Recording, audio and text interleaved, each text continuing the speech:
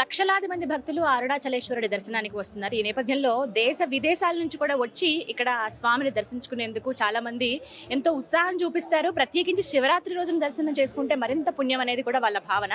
ప్రస్తుతం మనతో పాటు ఒక భక్తులు ఉన్నారు. వారు కాలిఫోర్నియా నుంచి వచ్చారు.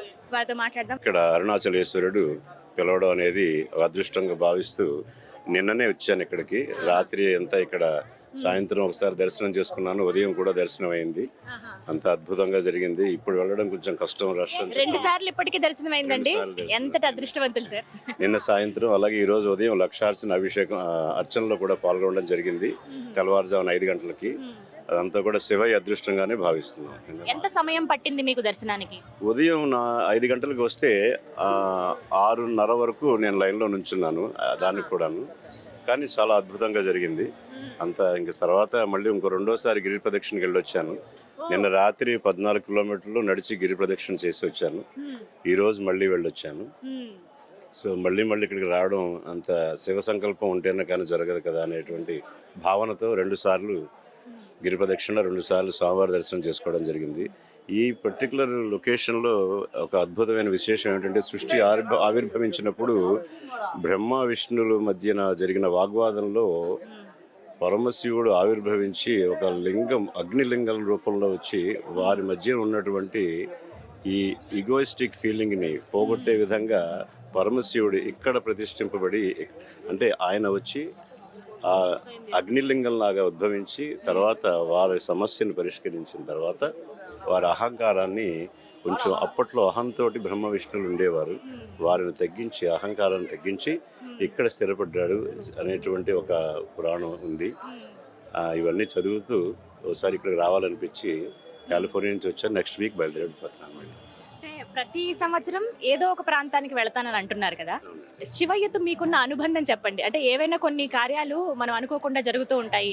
ఎప్పుడైనా ఆయన నిదర్శనాలు చూపించడం కానీ, ఆయన మీ కళలో కనిపించడం కానీ, ఇలాంటివి ఏమైనా జరిగాయా? నేను రెగ్యులర్గా రుద్రాభిషేకం చేస్తూ ఉంటాను. నిత్య పూజ ఉంది. అలాగే ప్రతి శివరాత్రికి సహస్రలింగార్చన, అనగా సహస్రలింగాలు, మృత్తికా లింగాలు చేసి ప్రతి సంవత్సరం ఒకసారైనా సరే కార్తీక మాసంలో కానీ, శివరాత్రి సమయంలో కానీ చేయడం కానీ చేయించడం కానీ కూడా చేస్తూ ఉంటాను. ఈసారి కూడా మొన్న కార్తీక మాసంలో కాలిఫోర్నియాలో ఇలాగ సహస్రలింగార్చన చేయించి, ఆ తర్వాత కార్తీక మాసంలో శ్రీశైలం వచ్చాను. మళ్ళీ కాలిఫోర్నియా వెళ్ళి మళ్ళీ వచ్చాను ఇప్పుడు నేను. సో దాన్ని బట్టి ఏమిటంటే, శివయ్య ఎక్కడ కావాలంటే అక్కడికి ఆయన పిలుచుకుంటాడు. ఆయన అనుగ్రహం మనకి ఎప్పుడు ఉంటుంది, కేవలం నమ్మకం మీదనే అంతా ఉంటుంది అనేటువంటి అభిప్రాయం. ఇప్పుడు చాలా మందిని చూస్తున్నామండి. అంటే ఎప్పుడు వస్తూనే ఉంటారు, నిత్యం రద్దీగానే ఉంటుంది, ఎప్పుడు ఆ శివయ్యని దర్శించుకుంటూనే ఉంటారు ఆ అరుణాచలేశ్వరుని. కానీ ఈసారి ఇంకా ఎక్కువ మంది భక్తులు ఉన్నట్టుగా అనిపిస్తుంది కదా? అవునండి. నేను ఇందాక గిరి ప్రదక్షిణ వెళ్ళి నేను కారు పార్క్ చేద్దామంటే తీసుకున్న హోటల్ దగ్గర కారు దొరక్క 2 కిలోమీటర్ల దూరంలో కారు పార్క్ చేసి నడుచుకుని రూమ్కి వెళ్ళాను.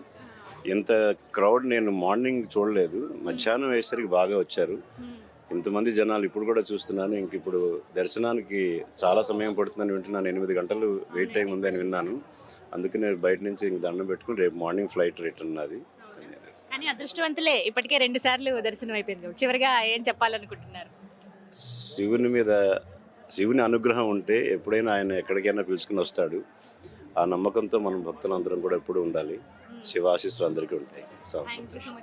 అరుణాచలేశ్వరాయ నమః. చూసారుగా, నిజంగా చాలా సంతోషం అనిపించింది.